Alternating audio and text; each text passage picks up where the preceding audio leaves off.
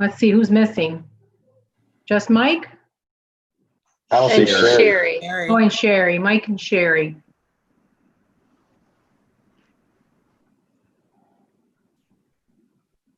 So I don't even have the, let me see if I get the agenda up here. What's first on the agenda that we want to start with? Let's see, we've got call to order. And then roll call and public comments. And we have Mrs. Ward, I don't believe we have any public comments this evening. That's correct. I didn't receive any messages or emails. Okay. You want me to keep going, Mrs. Rudiger? Yeah. Okay. And then the next item is return to learn. So I did ask Mr. Passetti to give us an update where we're at right now. So Joe, if you would proceed.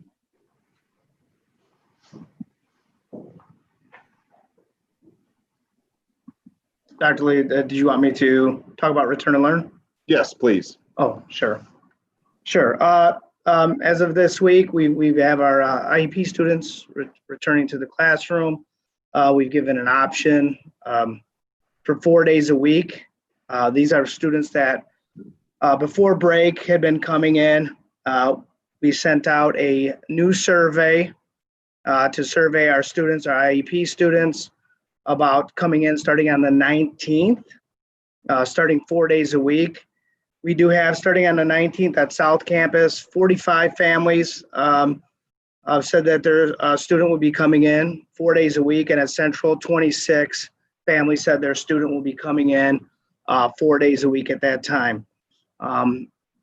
We also anticipate probably about 400 students at Central Campus and about 500 students at South Campus starting on the 19th, at least 2 days a week. So we are coming back starting on Monday, once again with a small population of 4 days a week, and then giving everyone else that option of 2 days a week. Beyond that, we do plan on continuing looking at that 4 day a week process, and what do our classroom look like, how many students are in the classroom at a time, and adding beyond our IEP students, 504 students that are struggling, and then just continuing to try to get our students in building as much as possible. And that's the goal right now, to continue moving forward, getting students in, from 2 days a week to 4 days a week, and see where things go on a week basis. That's kind of what we're looking at now, and seeing how things go as everyone's watching the news, and with the state of Illinois, and things are changing on a weekly basis for how we handle things. Joe, what about current cases, staffing and students? Sure, current cases, looks good right now. We have 7 staff members out right now, 2 with that have COVID. As far as students, and these are students in building right now, we've got 15 students quarantined out of our small population. We have 6 who at Central Campus who are currently positive for COVID, 11 students at South that are quarantined, and 2 that are positive for COVID. And that's this week, and really it's a small population at the schools right now until we kick off on the 19th, which is Monday or Tuesday, I'm sorry. That's when we start getting that 400 students and the 500 students back in the buildings. As far as the Illinois Department of Public Health and Grundy County Health Department, there has been a change as far as how we're dealing with our adults with exposure, and our students. Instead of the 14 days, it is now 10 days, as long as they say symptom-free.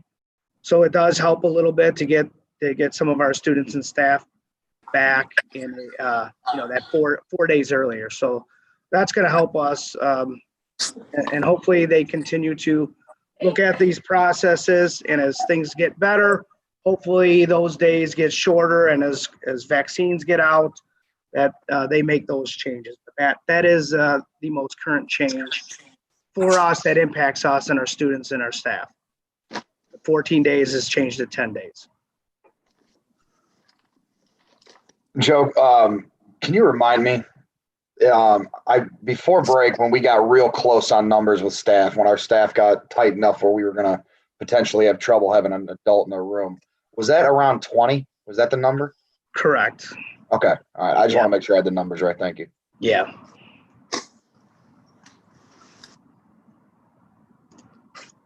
Does anyone have any other questions about as far as guidance and or vaccines or kind of where we're at with things? So our numbers as far as our survey, those were the last numbers, Brian, that you had given us, right? About 70% or 75% wanted to come back in hybrid. That's correct.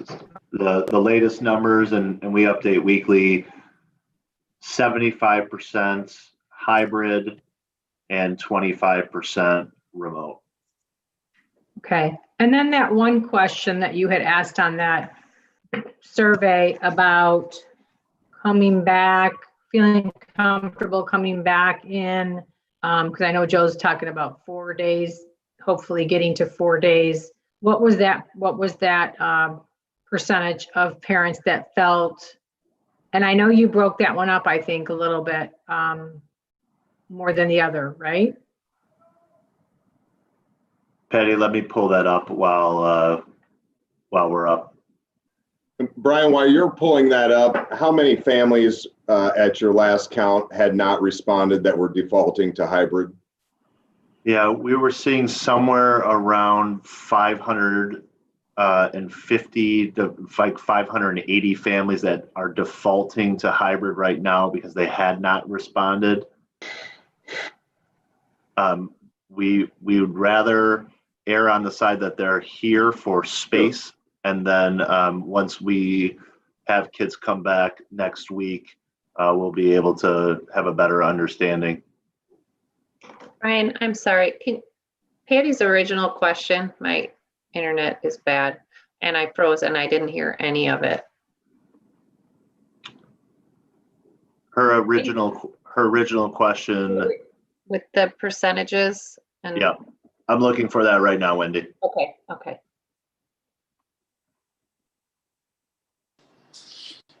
Hello, everyone. Sorry I was late.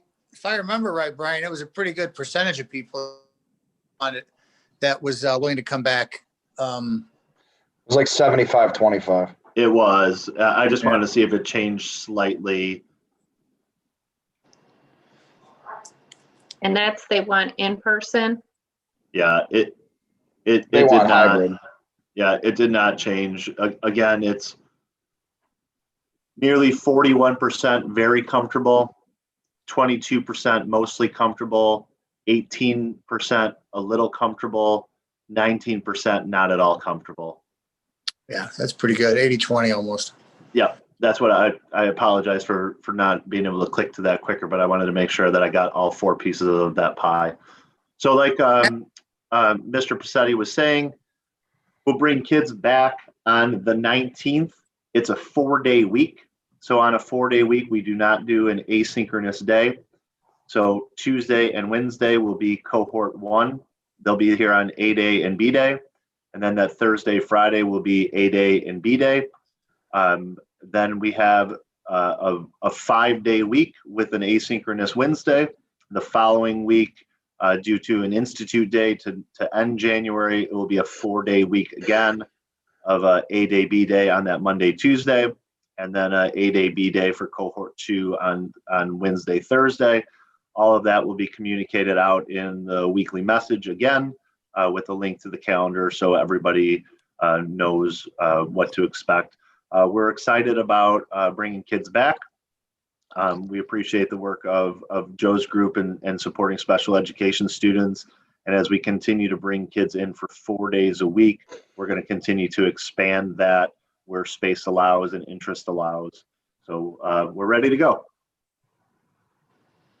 Brian, on those shortened weeks, how do we safeguard for cleaning? Because I know right now we're using that Wednesday as a buffer to sort of do deep clean. How are we working around that? Sure. So the cleaning process is going very well. Our maintenance staff at both campuses are doing really good work. They're using that time when students aren't in session until their night crew leaves, and then we're ready to go that next morning. So correct me if I'm wrong, Brian, the night staff has the capabilities to clean classrooms on a daily basis, but we use the Wednesdays as like basically a deep clean, correct? Yeah, the cleaning process is really the same every day. What that Wednesday allows for is that reset. Should we have any issues related to COVID, to make sure that those classrooms are being cleaned. We kind of take data each week on who's coming into the building with staff, and then we're able to get into the rooms.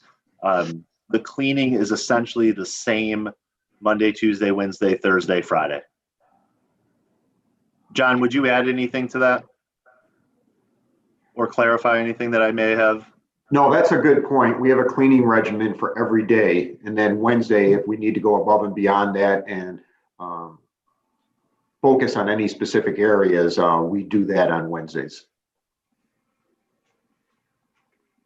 Joe, did you say that the kids that are going 4 days a week right now are how many hours a day? So they're doing the half days that everyone, they're just doing the 4 days a week. So right now we have students approximately around with 8 to 12:30. And then, so they're doing that instead of the 2 days a week hybrid, they're doing the 4 days a week hybrid.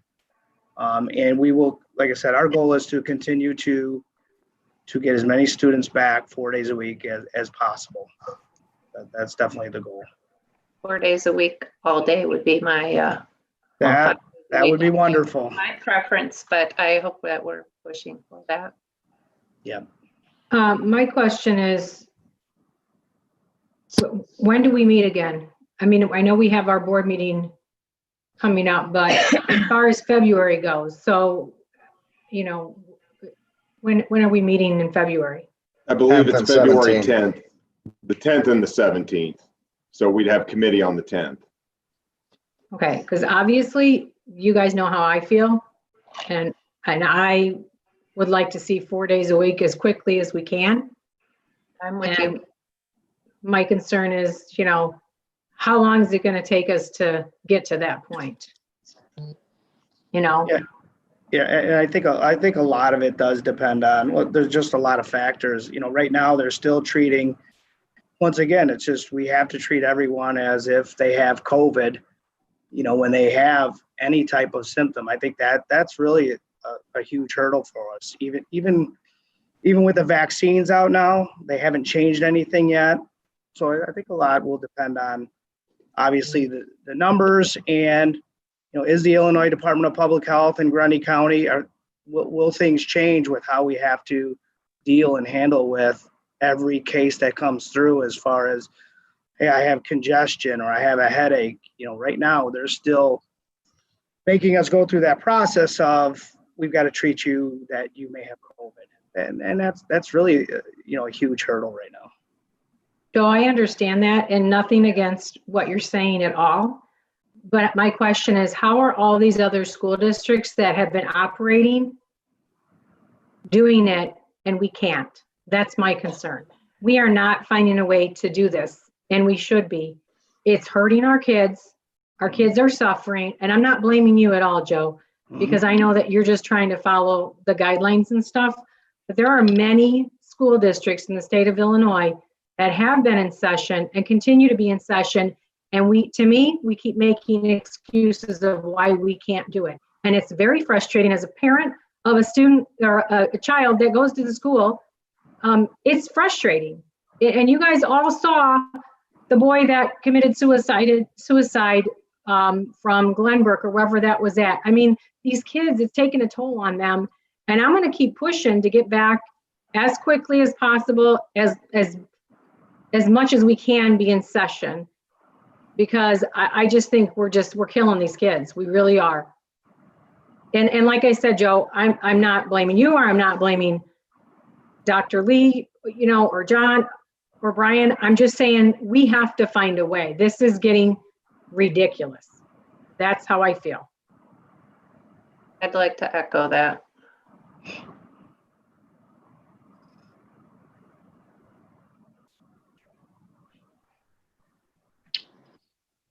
If anyone else has any other comments as far as that goes, Mike, I'll let you go ahead and take over the meeting. So we were on the agenda part of the return to learn plan. Oh, thanks, Patty. Are there any more comments on return to learn or questions for Joe or Dr. Lee or Brian? I'm sorry, Dr. Zwemke. I don't have any questions, but I would say if we can get in at some point in February to 4 days a week, I would be very supportive of that. That would be nice. How do our numbers, I think we all would. how do our student population numbers compare to Glenbrook South? Or North, whatever, Glenbrook School District? I'd have to get that for you. I don't have that right now.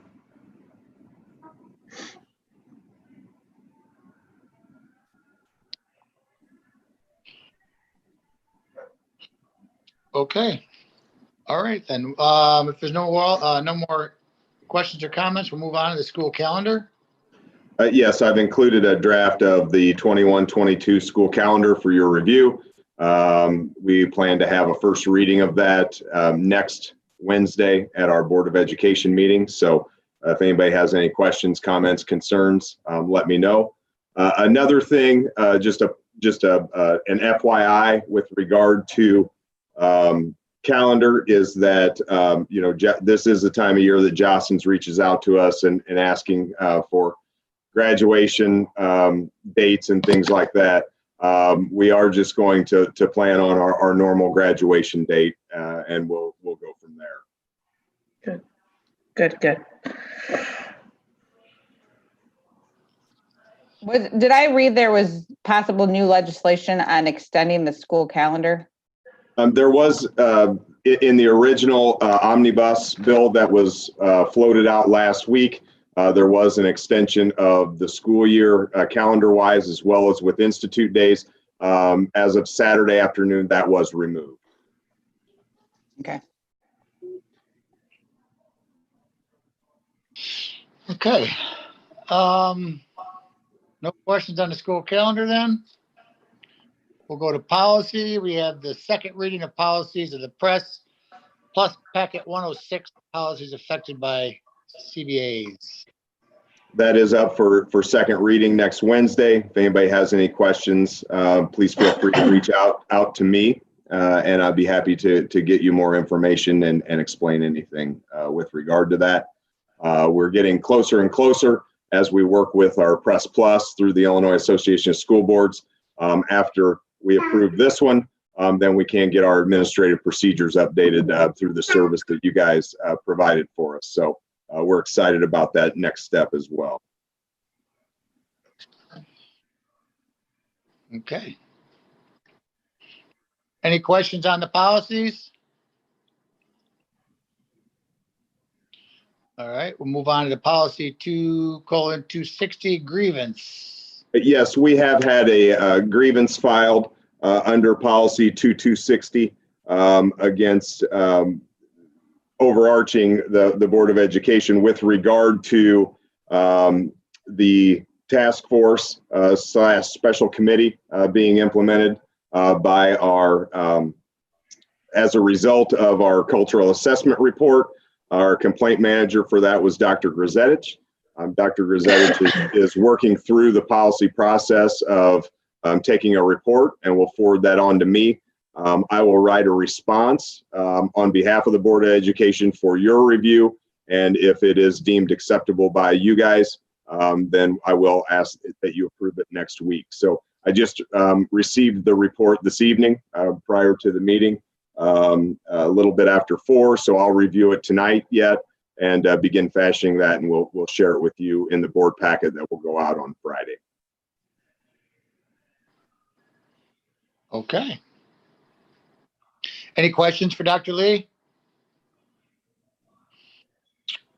Okay, next we have buildings and Building and Grounds Annual Inspection Report. I did get a letter in the mail that says everything's within our specs. So yeah, what do we got to talk about with this, Dr. Lee or Mr. Troy?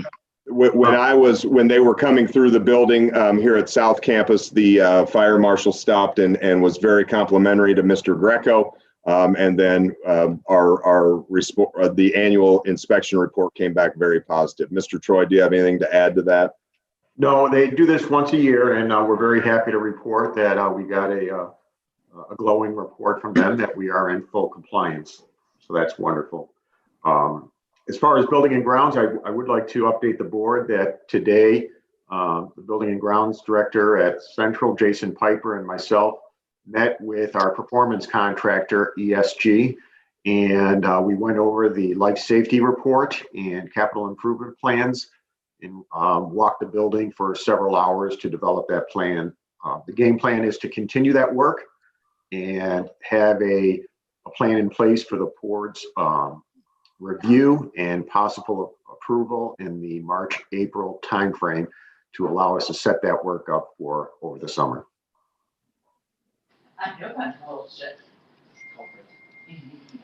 All right. Any questions on the buildings and grounds or anything else? All right, finance. Let's talk about hourly minimum wage. First, I believe we have the finance report, Mike. Oh, let's see here. Finance. It just says finance, and then it says hourly minimum wage for E1. I don't know if I missed something.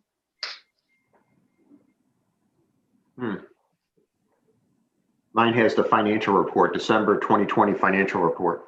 That's number 3. Oh, I'm not sure why. That's an attachment, the December 2020 financial report. So Okay. if attachments aren't shown, it might not be visible. Thank you. Mine shows the attachment, but sorry about that. So yes, the hourly wage, let's go to that. The state of Illinois, as you may know, has adopted a hourly wage increase for minimum wage increase, and it really didn't affect us until this year. On January 1st of this year, it goes up to $11 for anybody over the age 18 or older. Now, we do have some student workers that work at the district from time to time, and there could be a possibility of them working this year, and could be a possibility that they'd be age 18. So just to make sure we're in compliance with the law, next week, I'd like to present you with a motion to improve or increase the hourly wage from $10 to $11 so that we're in compliance for that, for our student workers and summer workers.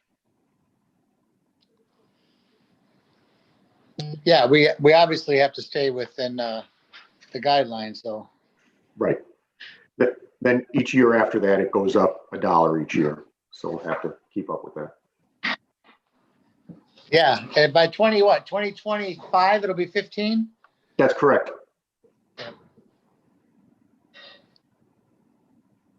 All right. Any questions on the minimum wage? Extended summer food service program?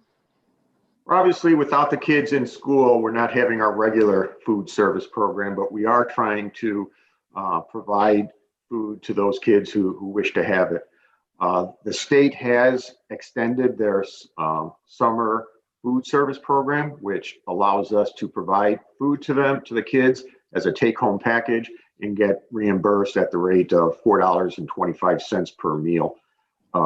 This requires a different arrangement than what our normal food service arrangement is with our vendor Quest. So what I have there is an amendment to that contract to allow this type of billing to go forth. The ISBE would not accept the type of contract we have. It had to be a separate per meal type contract. So that's what I provided for you. If you have any questions once you review it, please feel free to give me a call.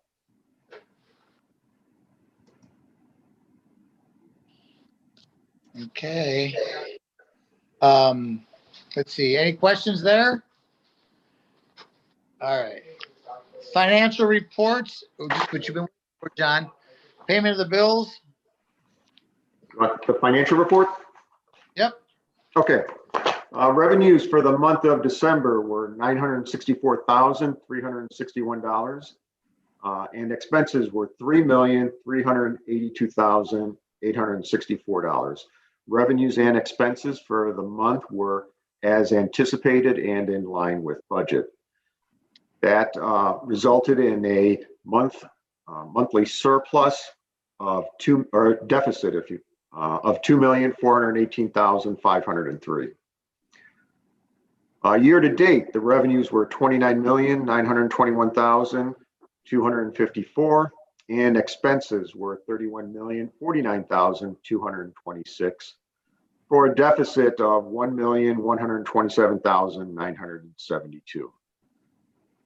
In our budget for the year, we are budgeting a deficit of $7,876,481. How much of that deficit we actually incur will be dependent on how much of that work we schedule in before June 30th, those summer projects. So it may be, the deficit may be quite a bit below that, and we have to carry that over to the next fiscal year. In your reports for revenues and expenses, you'll notice that the activity fund is now included in the revenue and expense board report. Recall that's required now due to the new accounting rules, and so you won't get a separate report for activity. That will be included in your revenue and expense reports, and we were able to populate those for this month, so you'll see all of that in there. Lastly, for the financial report in December, I did file the levy with all 3 of the counties, and that's necessary in order to fund our FY21 budget.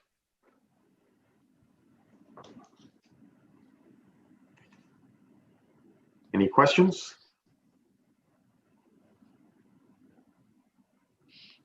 Not John, you can. John. I think that's all I have. We do need to, we'll be presenting the tentative budget resolution next Yes. week as well. Oh, I got you. Yeah. Thank you. All right. And that's just a formality to, direct John to begin working on the tentative budget for next fiscal year.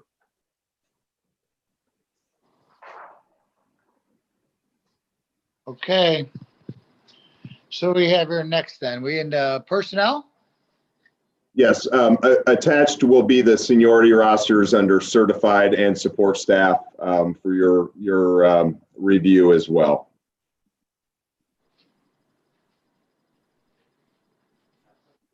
Okay.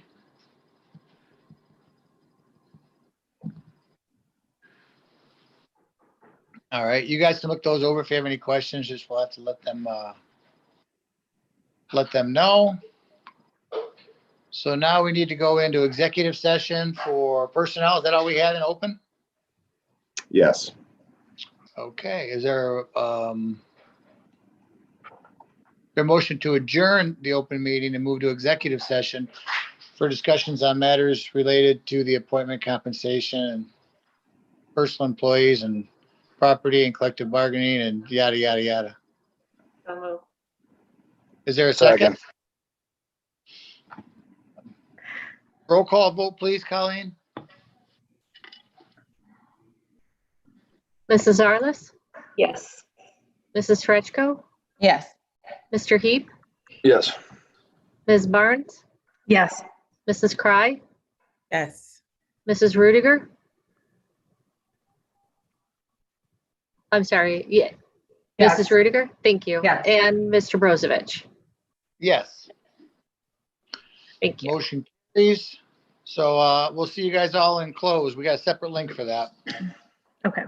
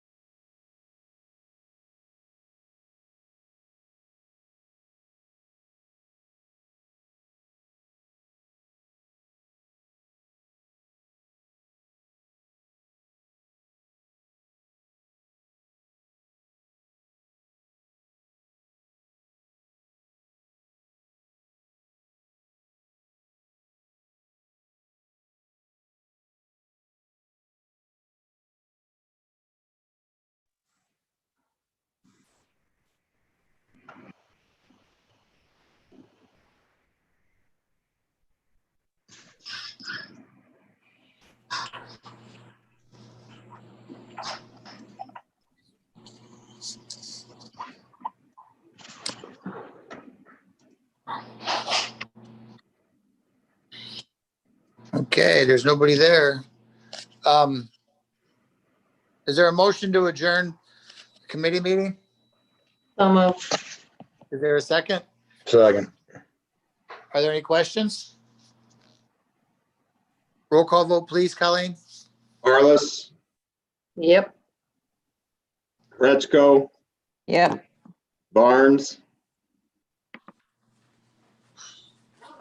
Barnes, Barnes, you're muted. Yes, sorry. Wake up, Barnes. I was saying it, I was just, didn't have it on. and is that Mrs. Cry or Mrs. Horechko? You already said Rechko. Oh, I'm sorry. Mrs. Cry? I'm here. Okay, is that a yes to adjourn? Yes. And Mr. Brozovich? Yes, meeting, motion carries, meeting is adjourned. You guys have a great one. We'll see you, talk to you next week. Have a good evening. Have a good evening. All right, Bye. bye.